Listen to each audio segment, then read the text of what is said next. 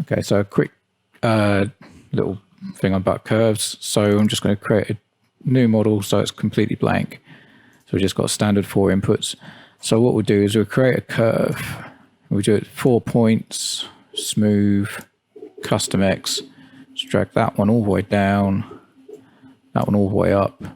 And these ones you can play about with so that it feels nice. So if I put it for this at 20, minus 20 and 20, that's curve 1. And we'll just call that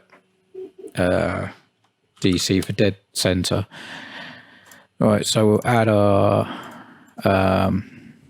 left slider, whichever one you're using.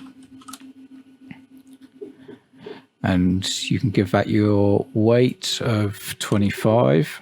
And then you set the curve to use this DC curve. Okay. And add it to the mix. So this is all standard stuff. Use an input for the curve. And done. Right, so if I go in the simulator, I need to get that back on screen. So that's on channel 5. So if I move the slider about in the middle, you can see it doesn't move. And then when I get further to the outside, it starts moving. It goes up to your 25% and down to your 25%. So it should only do the one turn. And in the middle, there's quite a bit of movement. So it doesn't matter if it's dead center or if it's got a little bit of play, it will ignore it. So yeah, there you go. So just to go over it quickly again, you just want a curve that's similar to that. Again, if you can make this as big or as small as you need it, just changing those, the minus 20 and the 20, just add it in the input. I mean, you could do it in the mix as well. I don't think it really matters. So if I get rid of that, get rid of that,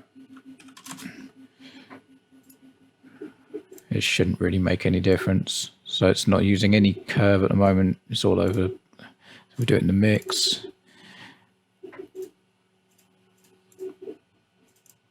Curve 25. I'm thinking it's going to be exactly the same. So yeah, nothing going on in the middle, and then you got it on the outside. So it doesn't really matter if you do it on the input or on the mixer. But there you go. Easy as that.